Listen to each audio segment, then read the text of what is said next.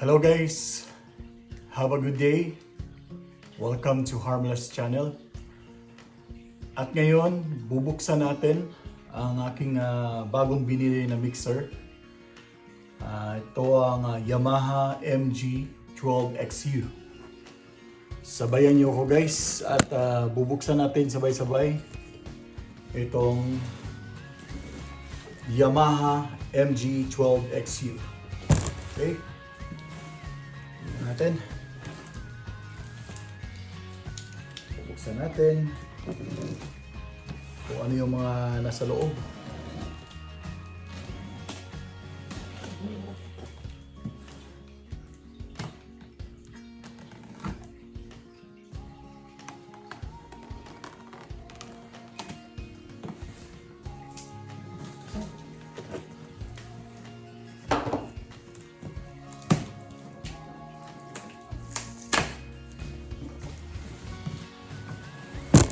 Pasensya na guys, medyo hindi talaga ako magaling pagdating sa unboxing.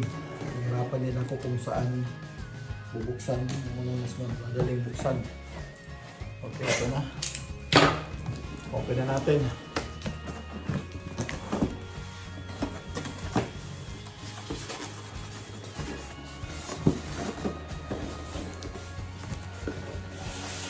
Oh! Okay guys, ito, balot na balot. Tatanggalin natin yung styro. Ayan, pwede tapon yan. Okay.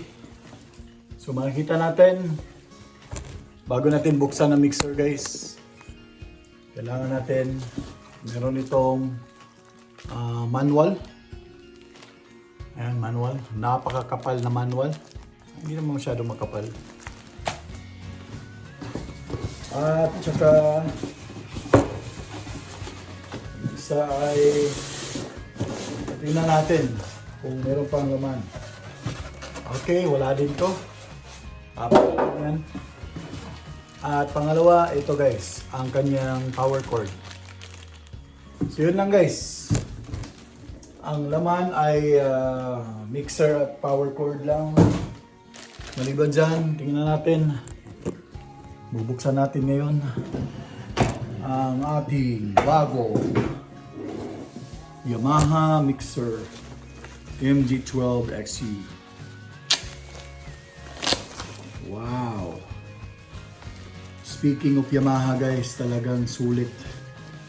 Talagang titingnan nyo. Ayan o. Ayan. Ganda ng console. Harap po sa akin. Ayan. Ito yung Yamaha MG12XU. So makita natin, meron tayong 5, 6, 7, 8, 9, 10, 11, 12. 12 channels. 12 channels. Okay. Sandali lang. At sa likod, dito natin lalakay yung power supply at meron ding USB nakalagay sa likod. Pero bakit walang USB na nakalagay?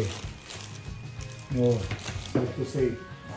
Yun nga lang, merong USB sa likod pero walang USB na naka-built-in.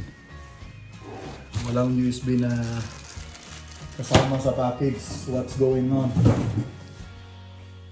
Oh, binuksan ko na, tinignan ko na. Yan lang ang nakapangit. Kasi may nakayulagay dyan USB sa likod. Ayan. Tapos walang USB. Okay. Tingnan natin. So combination siya ng blue, mga pula ang mga knob, yellow, parang Pilipinas. Parang Pilipinas na plug. Okay, kita ko sa inyo para maklaro nyo. Alright. Ito na yung aking Yamaha MGX-U.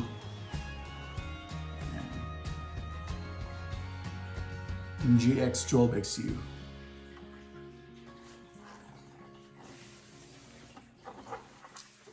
Okay.